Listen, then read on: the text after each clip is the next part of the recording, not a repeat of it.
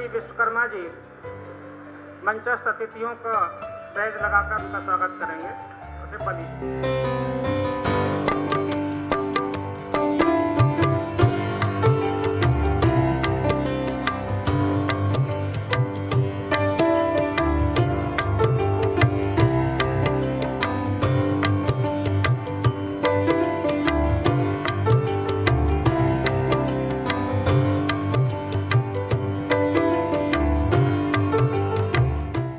अखिल भारतीय बौद्धिक प्रमुख के बाद आपके पास इस समय वर्तमान में जो दायित्व है वह सहसर कार्यवाह का दायित्व इस समय है। आज हमारे मध्य उपस्थित हैं श्रीमान डॉक्टर हरमेश जी चौहान। आप विशिष्ट अतिथि के नाते आज हमारे बीच में उपस्थित हैं। आप सीमैक जो यहाँ सगंध पौधा अनुसंधान संस्थान ऐसा केंद्र सरकार का एक वैज्ञानिक संस्थान है, वहाँ के वरिष्ठ वैज्ञानिक रहे और आपके जीवन में उल्लेखनीय बात यह रही कि आपको प्रधानमंत्री पुरस्कार मिला। वो research and design innovation for rural development पर था। श्रीमान कृपाशंकर जी, आप भी राष्ट्रीय स्वयंसेवक संघ के जीवन प्रति प्रचारक और अवध प्रांत में यहाँ से पूर्व परिचित इसलिए आप हैं कि आप यहाँ पर प्रांत प्रचारक के नाते रहे हैं और वर्तमान में इस समय उत्तर प्रदेश और उत्तरांचल दोनों का जो पुराना उत्तर प्रदेश का जो क्षेत्र है उसके संयुक्त क्षेत्र प्रचार प्रमुख आपका मार्गदर्शन बराबर प्राप्त होता है। कार्यक्रम के अध्यक्ष के नाते सबसे किनारे बाईं तरफ श्रीमान बाबूलाल शर्मा जी। आज जो पत्रिका विमोचन हो रहा है भारतीय संस्कृति पुनरुत्थान समिति इसकी ओर से हो रहा है और आप उसके कोषाध्यक्ष हैं। वर्ष 1964 में राष्ट्रीय स्वयंसेवक संघ के स्वयंसेवक बने और प्रांत व्यवस्था प्रमुख के साथ साथ अन्य कई दायित्व भी आप संभालते हैं। हमारे विश्ववाद केंद्र ट्रस्ट में भी ट्रस्टी हैं। 2002 में श्री राम ग्रुप उषा इंटरनेशनल से सीनियर सोल्ड मैनेजर के पद से आपने अवकाश ग्रहण किया और तब से आप सारा जीवन राष्ट्रीय स्वयंसेवक संघ को देकर के कार्य करते हैं। श्रीमान शिववल्ली विश्वकर्मा जी ठीक हमारे बगल में बैठे हुए हैं। आप अवध प्रहरी जिस पत्रिका का विमोचन है उसके आप संपादक के नाते आपके पास दायित्व है। माननीय सहसर कार्यवाह जी, मंचस्थ अतिथिगण एवं उपस्थित गणमान्य अतिथि, राष्ट्रीय स्वयंसेवक संघ की योजना से अवध प्रांत की जागरण पत्रिका अवध प्रहरी संस्कृति भवन राजेंद्र नगर लखनऊ से प्रकाशित हो रही है। अवध प्रहरी के संपादक मंडल ने माननीय प्रांत प्रचारक कौशल जी एवं माननीय सह प्रांत प्रचारक रमेश जी की प्रेरणा से अंतर्राष्ट्रीय योग दिवस के उपलक्ष्य में योग विशेषांक प्रकाशित करने का निर्णय लिया। योग विशेषांक प्रकाशित किया जाए ऐसा निर्णय मई के अंतिम सप्ताह में लिया गया। अत्यधिक अल्प समय में यह विशेषांक प्रकाशित होना यह योग तत्व की शक्ति से ही संभव हो सका है। विशेषांक में योग विषयक सामग्री प्रस्तुत करने का यह एक सूक्ष्म प्रयास है। योग जैसे बृहद विषय पर सामग्री संकलित करने के लिए प्रमुख ग्रंथों एवं पुस्तकों का सहारा ले लिया गया है।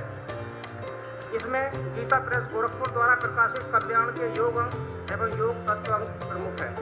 इसके अलावा योग दर्शन एवं योग साधना, पतंजलि ट्रस्ट की पत्रिका योग संदेश, भास्कर समूह द्वारा प्रकाशित आहार जिंदगी एवं भारत सरकार के आयुष मंत्रालय द्वारा प्रकाशित योग पुस्तिका से भी योग पर अत्यधिक उपयोगी सामग्री संकलित की गई है। इसमें स्वामी अभेदानंद का आलेख, प्राण वायु का इच्छानुसार संचालन है प्राणायाम तथा स्वामी चैतन्य कीर्ति का अद्वैत में जीने की कला सिखाता है योग अत्यंत उत्कृष्ट एवं योग की गहराई में उतारने वाले आलेख हैं। विशेषांक में राष्ट्रीय स्वयंसेवक संघ के सहसर कार्यवाह माननीय दत्तात्रेय घोषवाले जी द्वारा द्वितीय योग दिवस पर लखनऊ में दिए गए उद्बोधन के कुछ अंश को लेखबद्ध किया गया है। हमने प्रयास किया कि योग के सभी अंगों तथा धर्म ग्रंथों में वर्णित योग को प्रकाशित किया जाए। इस निमित्त श्रीमद् भगवद गीता में योग पर प्रांत संचालक माननीय प्रभु नारायण श्रीवास्तव, जी का आलेख श्रीमद् भगवद गीता में योग। राजधानी में आध्यात्मिक पत्रकारिता की शुरुआत करने वाले वरिष्ठ पत्रकार श्री वीर विक्रम बहादुर मिश्र का श्री रामचरितमानस में योग प्रकाशित किया गया है। इसके साथ ही स्वामी रामदेव जी के गुरु भाई आचार्य कर्मवीर, राजधानी के वरिष्ठ पत्रकार Shri Narendra Bhadauria, news times post के संपादक श्री सौरभ मिश्र, स्वामी भगवदाचार्य माखनलाल चतुर्वेदी पत्रकारिता एवं जनसंचार विश्वविद्यालय भोपाल के कुलपति प्रोफेसर ब्रज किशोर कुटियाला जी, श्री विजय कुमार सिंघल, सह प्रांत प्रचारक श्री रमेश जी, श्री मृत्युंजय दीक्षित एवं श्री अभय वाजपेयी के आलोक समाहित हैं। पत्रिका में प्रकाशनार्थ उत्तर प्रदेश के राज्यपाल श्री राम नाईक जी, मुख्यमंत्री श्री योगी आदित्यनाथ जी, विधानसभा अध्यक्ष श्री हृदय नारायण दीक्षित जी, योग गुरु बाबा रामदेव जी, राष्ट्रीय स्वयंसेवक संघ के क्षेत्र संचालक प्रोफेसर डीपी सिंह जी, क्षेत्र कारवा माननीय राम कुमार वर्मा जी के शुभकामना संदेश प्राप्त हुए हैं। विशेषांक में कुल 56 प्रश्न हैं। विशेषांक को त्रुटि रहित बनाने का प्रयास किया गया, किंतु समय अभाव में त्रुटियां हुई हों तो हम पाठकों से क्षमा प्रार्थी हैं। विशेषांक पर पाठकों की प्रतिक्रियाओं की भी अपेक्षा रहेगी। धन्यवाद।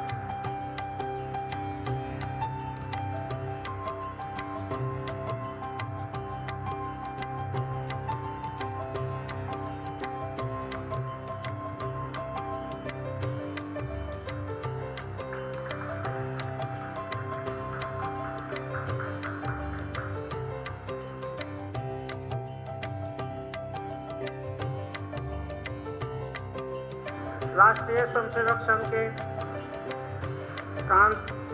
सह प्रांत संचालक डॉक्टर हरमेश चौहान जी से अनुरोध करेंगे कि वे इस अवसर पर अपने विचार व्यक्त करने की कृपा करेंगे। डॉक्टर हरमेश, आज का दिन बहुत शुभ दिन है। कई काम आज हो रहे हैं। मंच पर अपने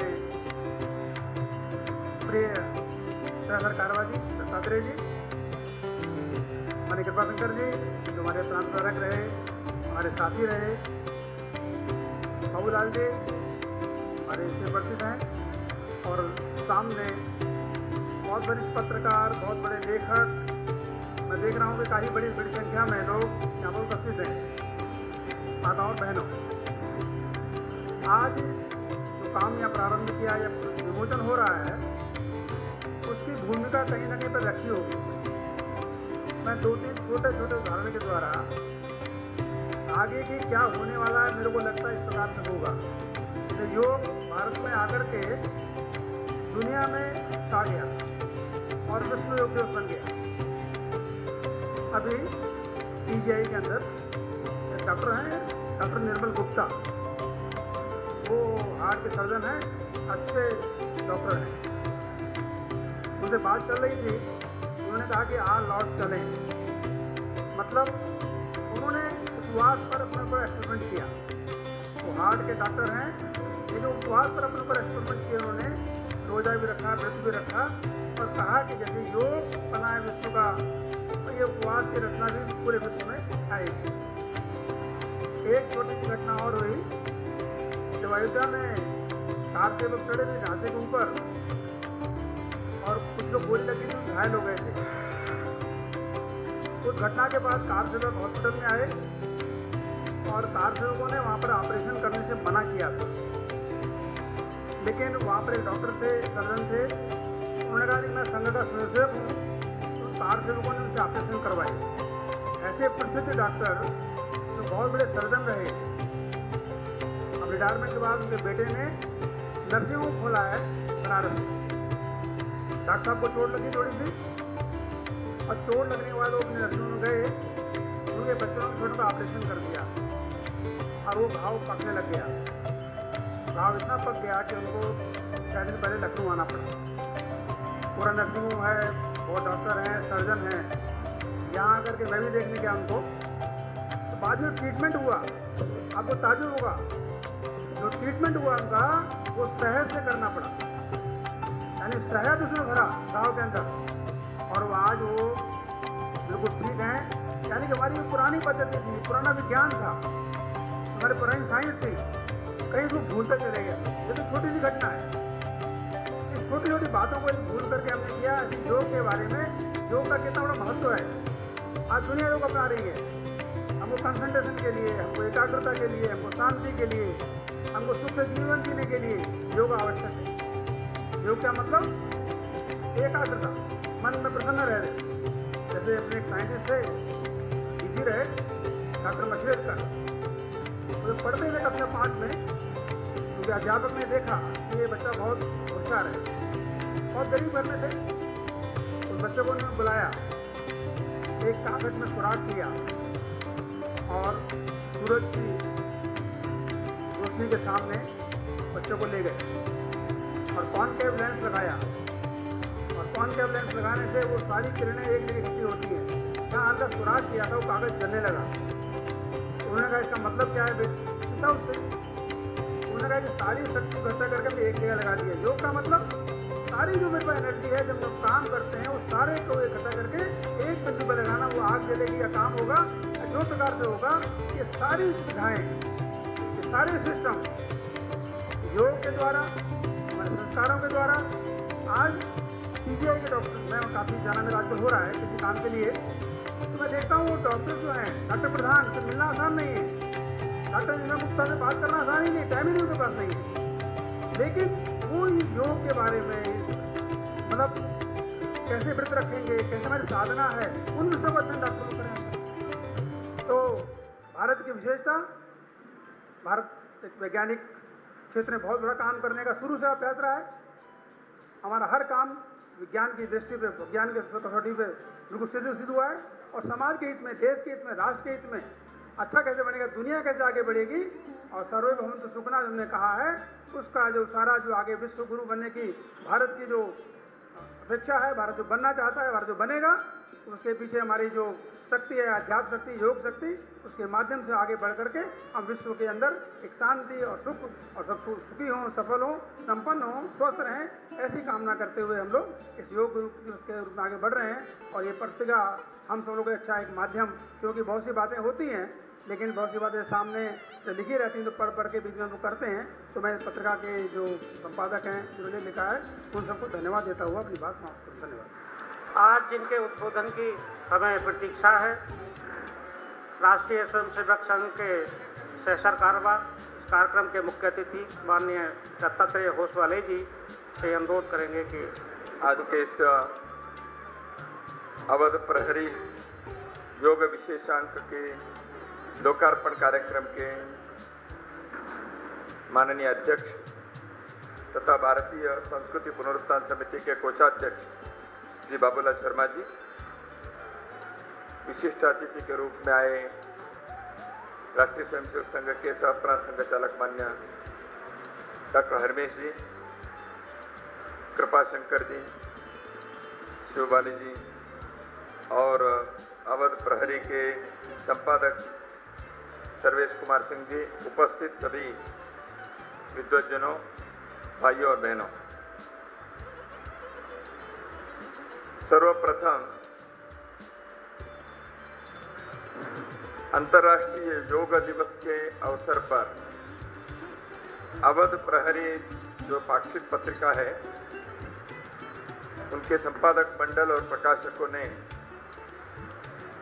एक योग संबंधी विशेषांक प्रकाशित करने का यह एक उपक्रम जो आपने बनाया, इसलिए समाज की ओर से आपको साधुवाद देना चाहता हूं। आपका हार्दिक अभिनंदन है।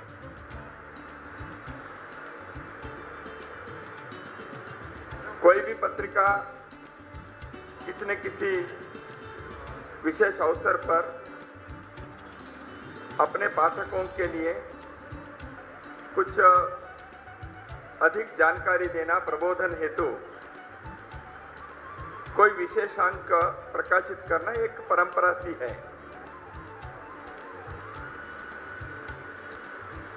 मौका या अवसर तो वर्ष में मिलते रहते हैं, और पत्रिकाओं के संपादक मंडल जो भी है, वो भी विशेषांक ऐसे कुछ प्रयास जब अपने ऊपर करने के प्रयास करते हैं, उस दायित्व को उठाते हैं,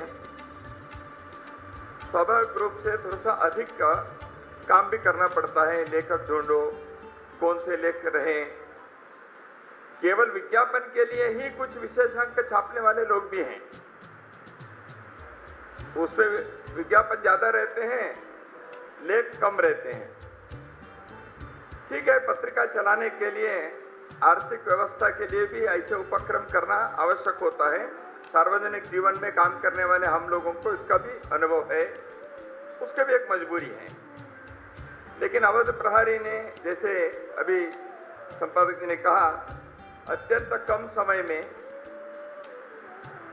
आज लोकार्पण करना है तो तुरंत उन्होंने जो कम समय में तैयारी करके बहुत सारे लेखों को उन्होंने किया। जैसे आपने कहा 52 पृष्ठों के इस विशेषांक में, विशेषांक विज्ञापन के लिए छापा है ऐसे कोई भी नहीं कह सकता।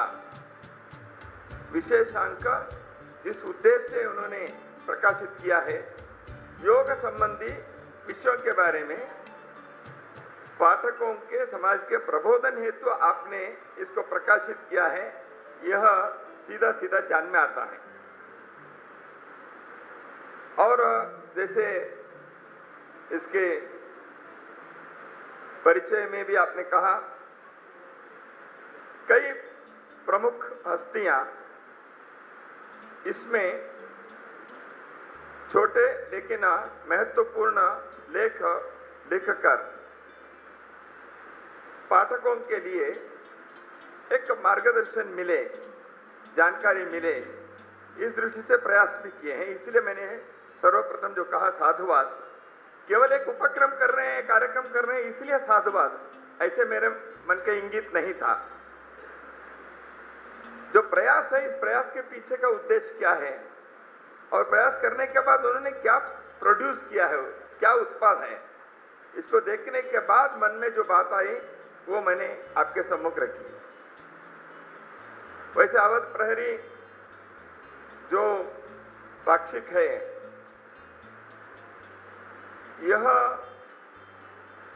सर्वसामान्य जो मीडिया क्षेत्र के पत्र पत्रिकाएं आते हैं, उस प्रकार के प्रयास के एक पत्रिका नहीं है।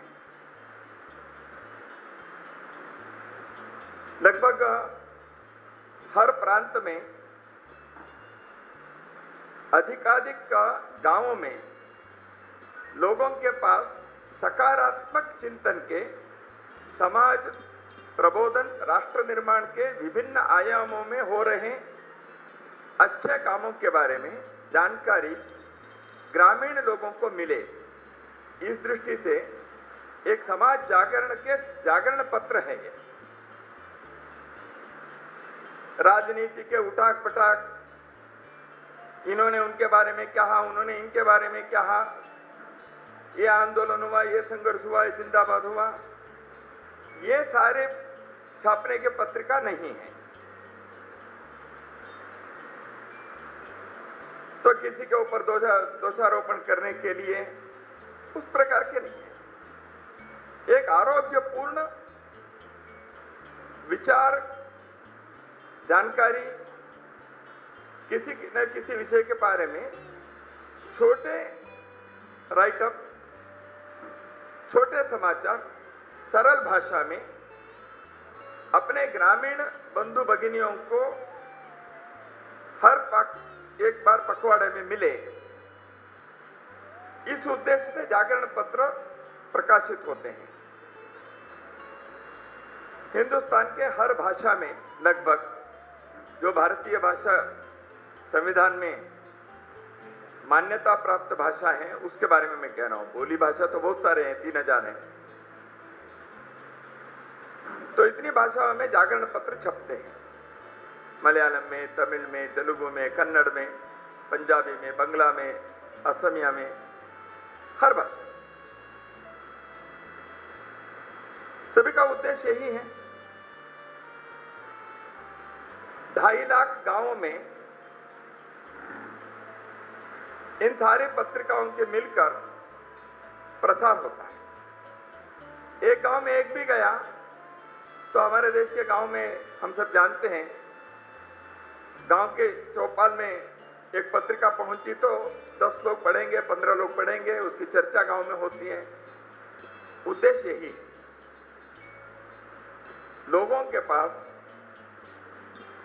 एक आरोग्यपूर्ण सकारात्मक चिंतन को बढ़ावा देने वाला, समाज के लिए अच्छे काम हो रहे हैं।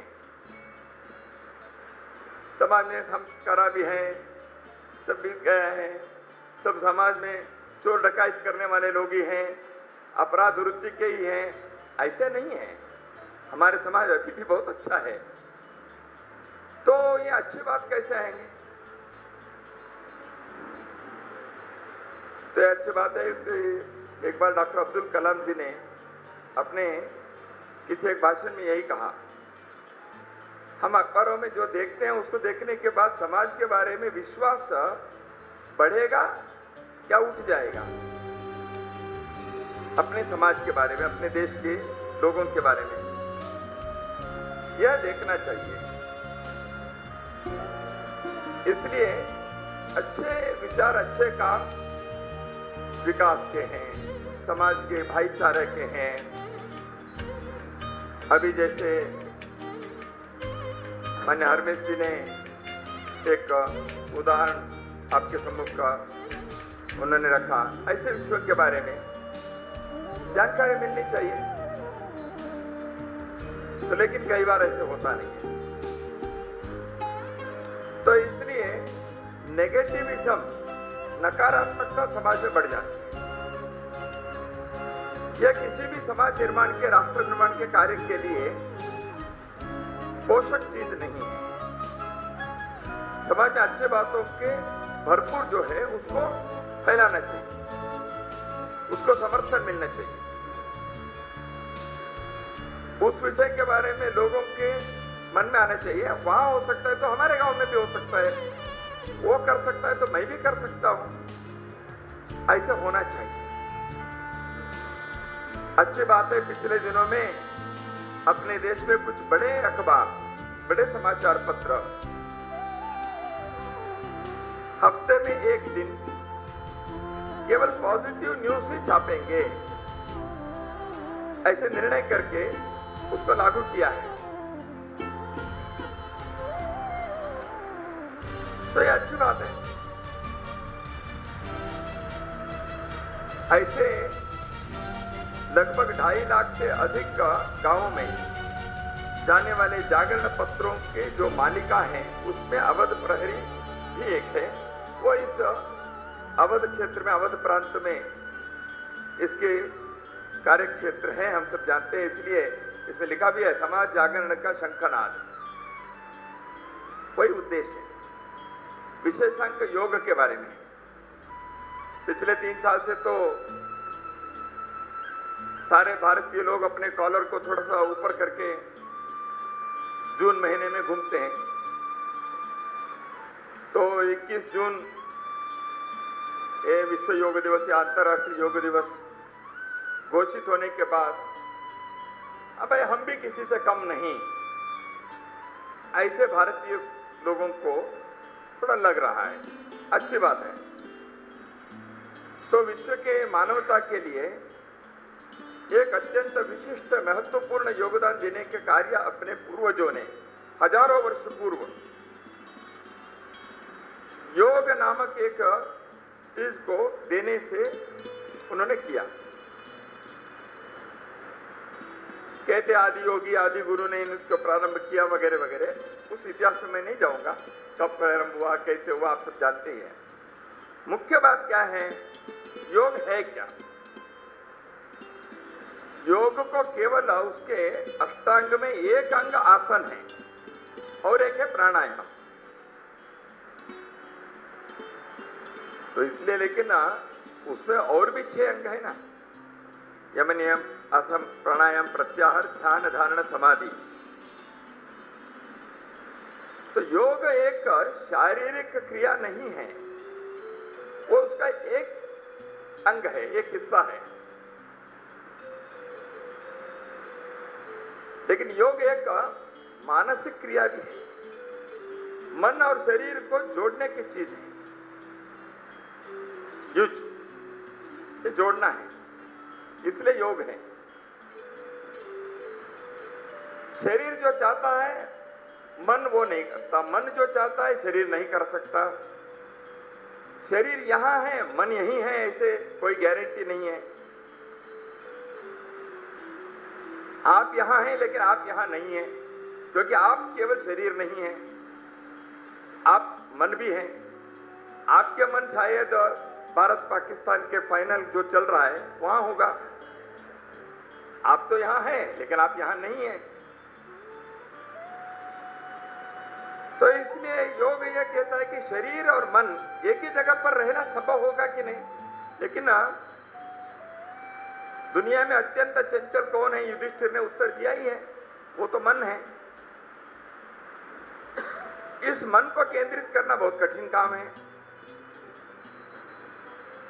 एक क्षण के लिए भी ठीक से किया तो मन के अंदर जबरदस्त शक्ति है। The mind can move the mountains. मन पहाड़ों को हिला सकता, ऐसे कहते हैं। मन के अंदर ताकत है। मन की एकाग्रता के कारण वो ताकत है। वह एकाग्रता सकारात्मक दृष्टि से होनी चाहिए, वो किसी के विरुद्ध में भी नहीं होनी चाहिए। उसमें पुण्य क्षय होता है। लोकहित के लिए, विश्व कल्याण के लिए, अपने आत्म के विकास के लिए जब मन के एकाग्रता से केंद्रित करते हैं, उसके अंदर शक्ति बढ़ती है, अन्यथा शक्ति का ह्रास होता है। लेकिन इसको करने के लिए अभ्यास चाहिए। यही तो भगवान कहते हैं कृष्ण, अभ्यास से ही हो सकता है, नहीं तो मन चंचल है। ये सारी बातें आप सब जानते ही है। तो ये मन और शरीर के एक विषय योग का है। लेकिन योग जो है ये एक जीवन शैली है। 20 मिनट आधा घंटे दिन में करने वाले योगासन प्राणायाम उतना ही योग नहीं है। वो मनुष्य 24 घंटे ऐसे योग जीवन बिताने के लिए वो 20 मिनट के प्रैक्टिस है। जीवन योग बनना चाहिए। जीवन के अंदर योग एक प्रैक्टिस बनकर रहे। वो कैसे होता है आजकल है कि नहीं मुझे मालूम नहीं है। हम जब स्कूल में पढ़ते थे तो हफ्ते में एक दिन मॉरल क्लास होता था। वो एक पीरियड मॉरल क्लास के लिए, तो मजाक होता था उस एक पीरियड में मॉरलिटी चाहिए। लेकिन क्यों, उद्देश्य क्या था?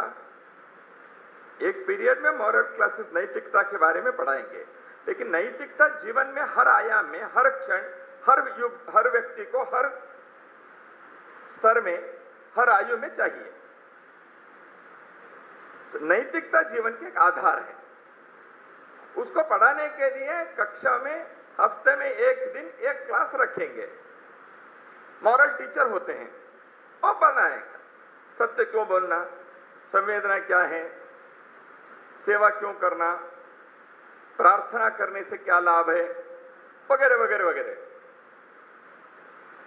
तो ये नैतिकता जीवन के जैसे का शैली जीवन के आधार होने चाहिए। ऐसे योग के बारे में भी यही है। इसलिए भगवत गीता के सभी 18 अध्याय, प्रत्येक अध्याय योग है। विषाद भी एक योग है। अर्जुन विषाद योग है। ज्ञान योग है, भक्ति योग है, ध्यान योग है, कर्म योग है, दैवासुर संपत्ति विभाग योग है, विभूति योग है, क्षेत्र योग है, सब मोक्ष संन्यास योग तक सब योग है। तो हर एक योग में भगवान ने एक एक विषय के विस्तार से चर्चा की है। तो इसलिए जीवन के आधारशिला योग के कुछ बातें हैं, लेकिन योग ही अभिव्यक्त होना चाहिए जीवन में। यही भारतीय जीवन पद्धति है। इस भारतीय जीवन पद्धति को योग आधारित, योग मूलक, योग के अंदर समाविष्ट करने के लिए हमारे यहां बाकी सारी चीजों को जोड़ा गया। संस्कार की बात आई, येषणाओं की बात आई, येषणाओं से मुक्त होना है तो ऋण की बात आई, देव ऋण, ऋषि ऋण, पितृ ऋण और नर ऋण अथवा समाज ऋण। तो जीवन की एक समग्रता से करने के लिए हर बात के, हर आयाम के, हर आयु घट के लिए विचार किए हुए इन चीजों को बनाया गया, उसको धर्म के साथ जोड़ा। उपासना पद्धति नहीं, कर्तव्य के आधार पर, चारित्र के लिए, नैतिकता के लिए। इसलिए पुत्र धर्म है, राजा के धर्म राज धर्म है। पति के भी पत्नी के तरफ पति और पत्नी का पति की तरफ कर्तव्य है, वो धर्म बना गया। लक्षण है तो वो भी धर्म है। अग्नि के धर्म ज्वलन है, जल के धर्म बहना है, वायु के धर्म फैलना है, कैरेक्टरिस्टिक है। धर्म नैतिकता है, धर्म कर्तव्य है, धर्म लक्षण है, धर्म नियम है, धर्म आचरण है। तो इसलिए इस प्रकार के धर्म के इस चौकट में जीवन बिताना है तो उसके लिए सहायक, उसके लिए पोषक ये योग जीवन शैली है। इसलिए योग और नैतिकता के, धर्म के जीवन ये परस्पर अलग होकर, विभक्त होकर नहीं रह सकते। तो इसलिए भारतीय जीवन पद्धति के एक चीज को लेकर उसी के लेंगे तो भी समग्रता से सोच सकते हैं, लेकिन एक लेकर बाकी को छोड़ना, बाकी के बारे में निराकरण के भाव होना, यह समग्रता की बात नहीं बनेगी। तो इसलिए योग के जो अभ्यास है, आसन या प्राणायाम, ये एक प्रारंभ है, लेकिन जीवन के समग्रता से इसको व्यापने के लिए, पूरे सभी चीज को अपने अंदर समाविष्ट करने के लिए अपने जीवन पद्धति के अन्य बातों को भी युगानुकूल अभ्यास करने के, यहां प्रकट होने के, स्थापित करने के प्रयास भी होना चाहिए। योग उस दिशा में एक बहुत बड़ा महाद्वार को खोलता है। उसके अंदर प्रवेश करेंगे तो वो प्रपंच बहुत बड़ा है, वो जगत बड़ा है। तो इसलिए योग उस जगत में प्रवेश करने के लिए एक द्वार खुलता है। पहली चीज है, मनुष्य अपने शरीर पर नियंत्रण करते हुए अपने मन को नियंत्रण करने के अभ्यास से प्रारंभ करता है। यह करना है। तो आज विश्व के अंदर योग के बारे में एक चाह है, उसके पीछे लोग दौड़ रहे हैं। दुनिया के 195 देशों में पिछले वर्ष योग के, अंतर्राष्ट्रीय योग दिवस के कार्यक्रम हुए। योग सभी को जोड़ता है, किसी पंथ, संप्रदाय, किसी जाति, किसी देश, किसी राष्ट्रीयता, पुरुष, महिला, बड़े छोटे आयु के, सबके लिए योग किसी एक के नहीं है, एक समुदाय के नहीं, एक समूह के नहीं है, समग्र मानवता के लिए है। इसलिए सभी को जोड़ने वाली ऐसी एक श्रेष्ठ चीज को अपने पूर्वजों ने मानवता के लिए, सदा सर्वदा के लिए जो दिया है, उस योगदान के बारे में हमें स्वाभाविक रूप से स्वाभिमान हो। भारतीयों, हम हिंदुओं को हमारे पूर्वजों ने दिया है।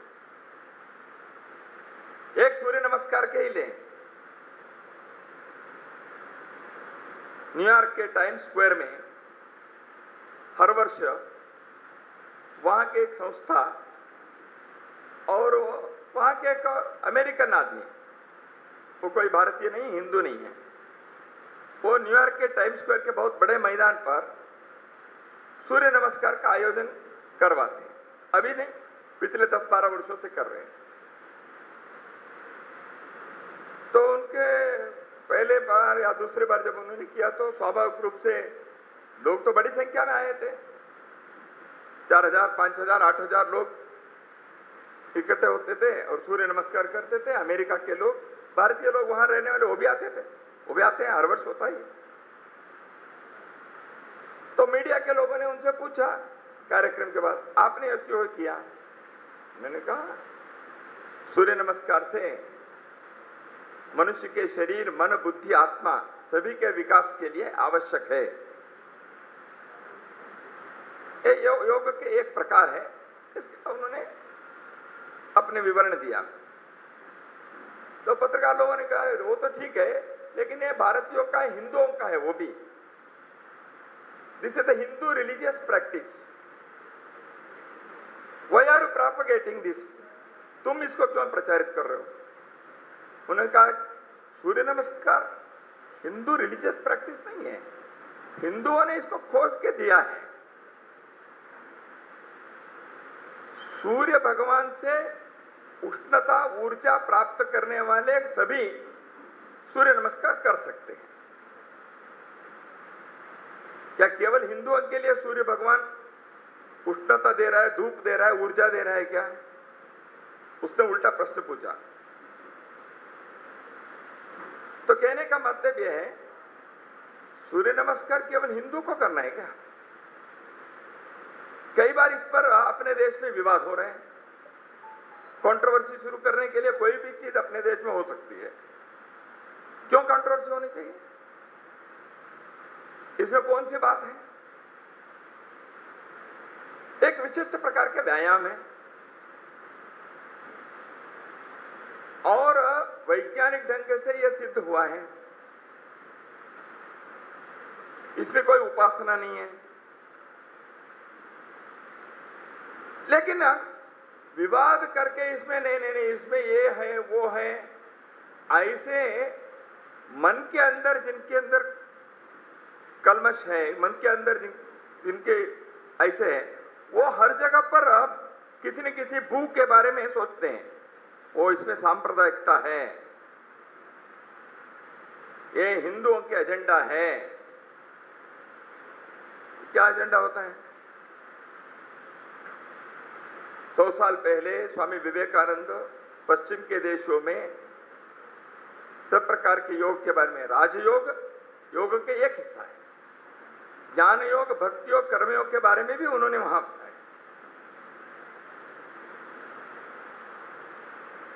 ठीक है, ये हिंदुओं ने खोजा इसको। भारत के प्राचीन लोगों ने इस विषय को समाज के सम्मुख रखा है, इसलिए हिंदुओं का है। लेकिन हिंदुओं के प्रॉपर्टी नहीं है, इस पर कोई पेटेंट नहीं हमारा। और दुनिया के बाकी लोग करेंगे तो कोई संप्रदाय के विरोध नहीं होता। ये हिंदुओं का कैसे है? ये न्यूटन लॉ जैसे हैं।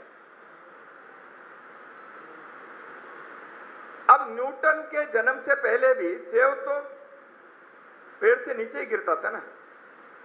न्यूटन ने नहीं बनाया सेब नीचे गिरना है, ये तो प्रकृति का नियम है, लॉ ऑफ नेचर है, ग्रेविटेशनल पावर है, गुरुत्वाकर्षण शक्ति है पृथ्वी के, तो इस कारण से चीजें नीचे गिरती हैं। इस प्रकृति नियम को वैज्ञानिक ढंग से बताने वाले न्यूटन हो गया, तो इसलिए न्यूटन लॉ है। लॉ तो नेचुरल लॉ है। ये जो योग है वो जैसे प्रकृति नियम न्यूटन का नियम है, वैसे प्रकृति के एक बात हिंदुओं की चीज है, उतना ही है। लेकिन इसका महत्व है क्योंकि हमारे पूर्वजों ने इस चीज को दुनिया के लिए दिया है। इसको यदि पेटेंट करेंगे तो कितने अरब रुपए हमको मिलेगा, लेकिन हमने नहीं किया और करना भी नहीं करना चाहिए। लेकिन वो किसी देश के लोग कर भी सकते हैं कल जाकर, आप नहीं करेंगे तो यही समस्या है अपने दुनिया में। कई चीजों के ऐसे हो जाते हैं।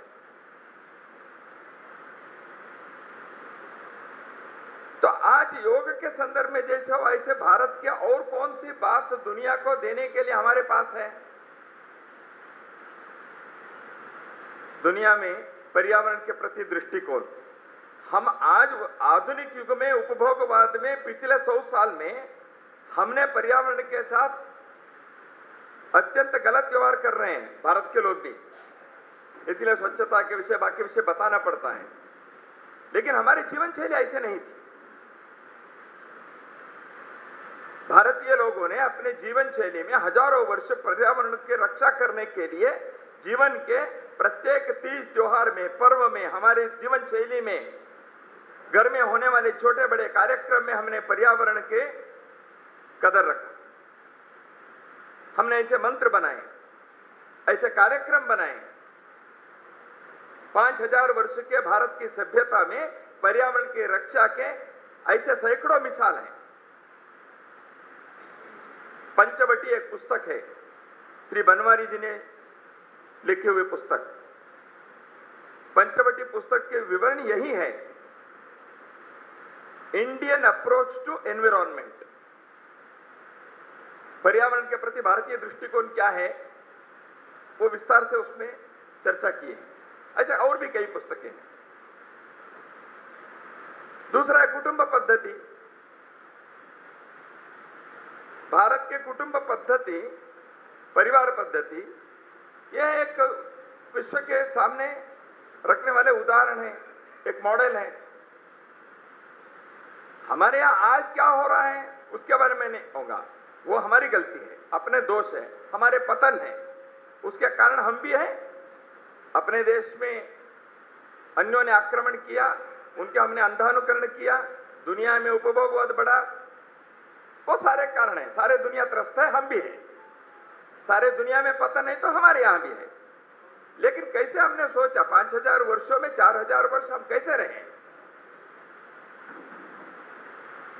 ये भी विचार करना है ना। तो एक परिवार पद्धति के विकसित किया, दुनिया के लिए आवश्यक है। आयुर्वेद शास्त्र के यहां विकसित किया, इस पर रिसर्च चल रहे हैं।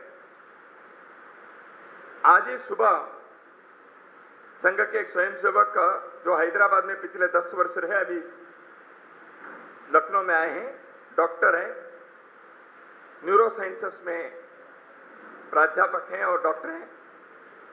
उन्होंने मुझे बताया पिछले 1 वर्ष में अमेरिका में गोमूत्र 3 पेटेंट हुए।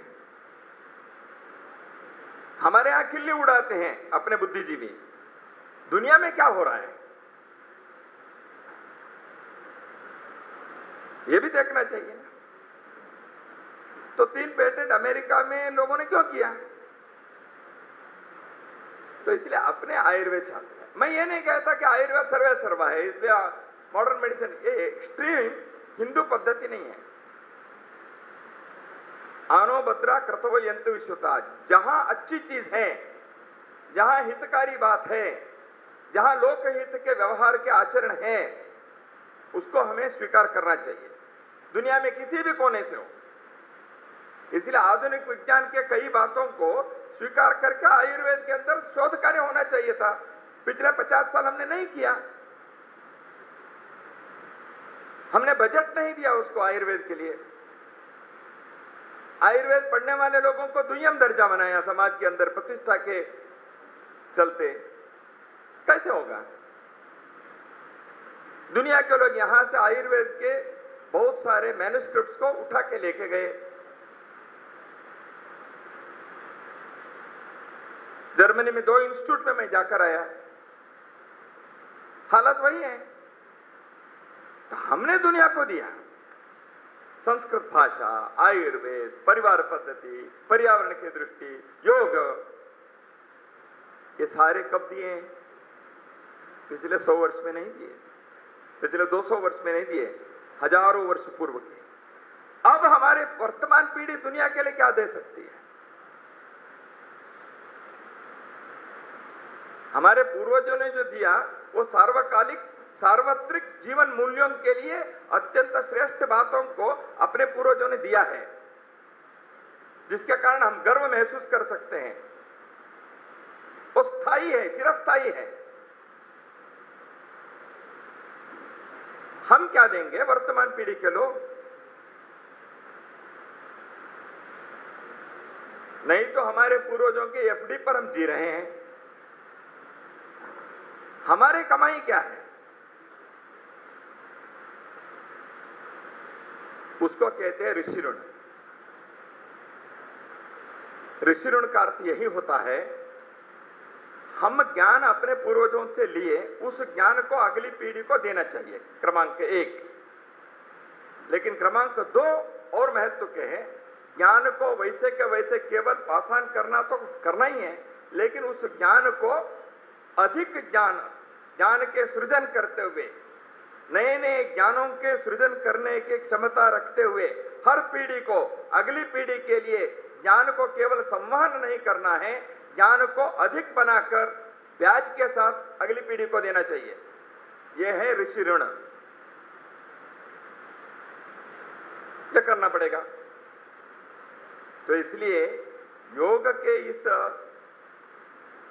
अंतर्राष्ट्रीय योग दिवस के संदर्भ में योग विशेषांक प्रकाशित होते समय मेरे मन में कुछ विचार आए कि योग जैसे भारत के अन्य ऐसी जो अपने सभ्यता के श्रेष्ठ चीज हैं, अपने संस्कृति के श्रेष्ठ बातें हैं, इसको न केवल वर्तमान युग में प्रचारित करके गर्व महसूस करना इतना ही हमारा काम नहीं है।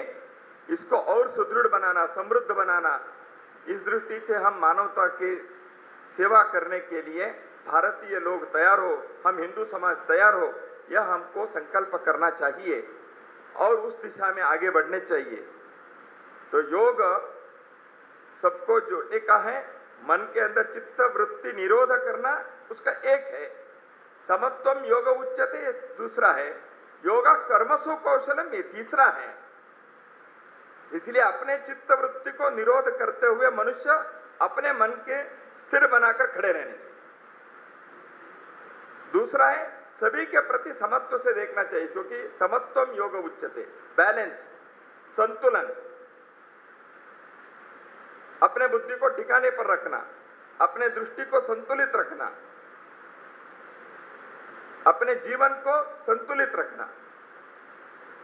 और तीसरा है जो कार्य करते हैं वह कुशलतापूर्वक करें, यानी गुणवत्ता से करें। भारतीय लोगों को कोई भी काम करते तो गुणात्मकता से करने की आदत पहले थी। हम पिछले कुछ सदियों में उस चीज को भूलते गए। अब काम चलाऊ आदत हो गई है। काम चलाऊ आदत हो गई। एक पुस्तक पब्लिकेशन किया तो उसकी गुणवत्ता कितनी है? एक कमरा सजावट किए तो कितने गुणवत्ता है? लग्जरी नहीं है, मैं लग्जरी की बात नहीं करता, क्वालिटी की बात है। किसी भी राष्ट्र को श्रेष्ठ कब सोनेंगे? वहां के चीजों में गुणवत्ता बढ़नी चाहिए। यह कौशल है। इसलिए योग कर्मसु कौशलम, जो कर्म करते हैं उसमें कुशलतापूर्वक गुणवत्ता की आराधना करना, यह भी योग है। इसलिए भारतीय समाज आज योग के इन समस्त आयामों को अपने अंदर समाविष्ट करते हुए विश्व को हम और कौन से देन दे सकते हैं, इस दृष्टि से विचार करते हुए उस दिशा में जाने का संकल्प करना चाहिए, ऐसे मुझे लगता है। इस अवसर पर कुछ बातें आपके सम्मुख एक लाउड थिंकिंग के नाते, प्रकट चिंतन के नाते मैंने रखने का प्रयास किया। बहुत बहुत धन्यवाद। नमस्कार। भारतीय संस्कृति पुनरुत्थान समिति जो कि अवध प्रहरी का प्रकाशन करती है, इस समिति के कोषाध्यक्ष बाबूलाल शर्मा जी से अनुरोध करेंगे कि आभार प्रकट करने के बाद। भारत के यशस्वी प्रधानमंत्री जी ने जो वैश्विक योग यज्ञ प्रारंभ किया, जिसको प्रारंभ में 177 देशों ने मान्यता दी और दिन प्रतिदिन उसमें बढ़ते ही जा रहे हैं। ऐसे उस योग यज्ञ में अपनी एक आहुति के रूप में अवध प्रहरी का ये योग विशेषांक आपके समक्ष आज इसका लोकार्पण राष्ट्रीय स्वयंसेवक संघ के सह सरकार्यवाह माननीय दत्तात्रेय होसबोले जी ने किया। उन्होंने अपने व्यस्ततम कार्यक्रम में से समय निकाला और इस भीषण गर्मी में यहाँ पर आकर के इसको सफल बनाया। उसके लिए हम भारतीय संस्कृति पुनरुत्थान समिति और अवध प्रहरी परिवार की ओर से हार्दिक आभार व्यक्त करते हैं। माननीय कृपाशंकर जी जो क्षेत्र में समाज केंद्रों का कार्य देखते हैं, उन्होंने भी अपना बहुमूल्य समय निकाल करके आज के कार्यक्रम में उपस्थित रहे। उनके प्रति भी हम भारतीय संस्कृति पुनरुत्थान समिति और अवध प्रहरी परिवार की ओर से हार्दिक आभार व्यक्त करते हैं। हमारे बीच में राष्ट्रीय स्वयंसेवक संघ के प्रांत सह संघ चालक माननीय डॉक्टर हरवेश चौहान जी उपस्थित हैं। प्रसिद्ध वैज्ञानिक हैं और समय समय पर उनका हमको सहयोग प्राप्त होता रहता है। आज के इस कार्यक्रम में उन्होंने हमको उपस्थित होकर और इस कार्यक्रम की अध्यक्षता करके जो सहयोग दिया, उसके लिए भी हम भारतीय संस्कृति पुनरुत्थान समिति और अवध प्रहरी परिवार की ओर से हार्दिक आभार व्यक्त करते हैं। पत्रकार जगत से हमारे प्रिंट मीडिया और इलेक्ट्रॉनिक मीडिया के जो पत्रकार बंधु यहाँ पधारे और इस कार्यक्रम का कवरेज किया, हम उनके प्रति भी हृदय से आभारी हैं। विभिन्न संगठनों के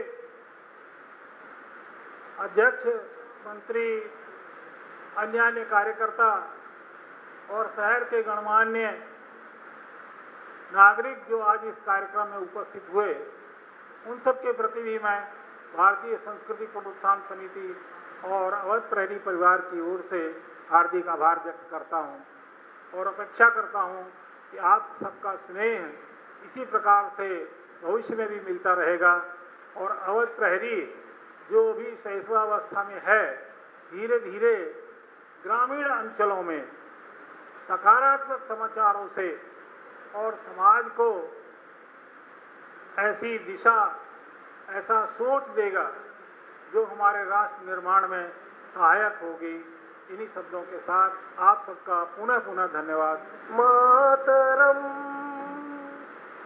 वंदे मातरम सुजलाम सुफलाम मलयज शीतलाम सस्य श्यामलाम मातरम वंदे मातरम शुभ्रज्योत्स्ना पुलकितयामिनीं फुल्लकुसुमित द्रुमदलशोभिनीं सुहासिनी सुमधुरभाषिणी सुखदां वरदां मातरं वन्दे मातरं। तुमि विद्या तुमि धर्म तुमि हृदि तुमि मर्म त्वमहि प्राण शरीरे बाहुते तुमि मा शक्ति हृदये तुमि मा भक्ति तुम्हारी प्रतिमा गढ़ी मंदिरे मंदिरे वंदे मातरम। त्वमहि दुर्गा दश प्रणधारिणी कमला कमलदल विहारिणी वाणी विद्यादायिनी नमामि त्वां नमामि कमलाम् अमलाम् अतुलां सुजलां सुफलां मातरं वन्दे मातरम् श्यामलां सरलां सुस्मितां भूषितां धरणीं भरणीं मातरं वन्दे मातरम् वन्दे मातरम्। भारत माता की जय।